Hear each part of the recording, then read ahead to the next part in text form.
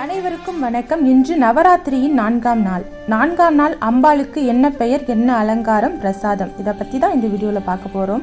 வாங்க இப்போ நம்ம பதிவுக்குள்ளே போகலாம். ஸ்ரீதேவி பிராட்டி மகாலட்சுமி என்ற திருநாமத்துடன் திருமாலை மணந்து மகாவிஷ்ணு சமதி மகாலட்சுமி ஆனார். அலைகடலில் இருந்து பிறந்த தாயார், ஆதலால் அலைமகள் என போற்றப்படுகிறார். நவராத்திரியின் 4வது நாளில் மலைமகளை வழிபட்டு முடிந்து மகாலட்சுமியை வீட்டிற்கு அழைக்கிறோம். இந்த 4ஆம் நாளில் அம்பிகையை மகாலட்சுமி வடிவிலேயே நாம் வழிபட வேண்டும். விரதமிருந்து அம்பாளை வழிபட்டால் கடன் தொல்லை தீரும். கடன் என்றால் பிறரிடம் நாம் வாங்கிய கடன் மட்டுமல்ல, பிறவி கடனால் ஏற்படும் தொல்லைகள், இன்னல்கள் போன்றவற்றிலிருந்து தீர்வு, மகிழ்ச்சியான வாழ்வை பெற முடியும். பிறவி கடன், பிறரால் வாங்கிய கடன் என இரண்டையும் போக்குபவளாக மகாலட்சுமி விளங்குகிறாள். நவராத்திரியின் 4ஆம் நாள் வழிபாடு என்பது மகாலட்சுமியை வழிபட துவங்குவதன் முதல் நாளாகும். மகாலட்சுமி என்றாலே அனைவருக்கும் பிடித்தமான தெய்வம்.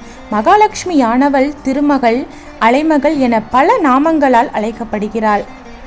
நவராத்திரியின் நாம் வழிபடக்கூடிய மகாலட்சுமி என்ற அலைமகள் பார்க்கடலில் இருந்து தோன்றியவள்.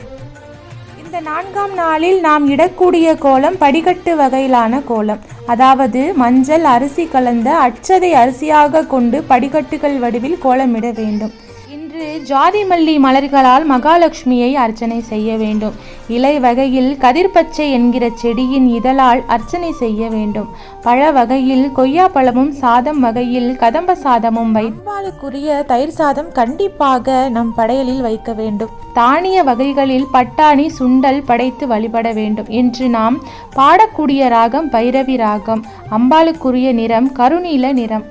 இந்த முறையில் விரதம் இருந்து அம்பாளை வழிபட்டால் கடன் தொல்லை தீரும்.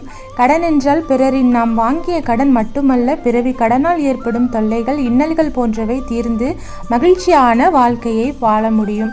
4வது நாள் நவராத்திரியும் நாம் அணிய வேண்டிய உடையின் நிறம் ஆரஞ்சு. ஆரஞ்சு நிறம் அணிய வேண்டும். அது உங்களுக்கு அரவணைப்பையும் உற்சாகத்தையும் தரும். இன்று 4வது நாளில் நவராத்திரியை எப்படி வழிபட வேண்டும் என்ற பதிவை பார்த்தோம். மீண்டும் அடுத்த ஒரு நல்ல பதிவில் நான் உங்களை சந்திக்கிறேன். அதுவரை உங்களிடமிருந்து விடைபெறுவது உங்கள் அழகு பாலா. நன்றி, வணக்கம்.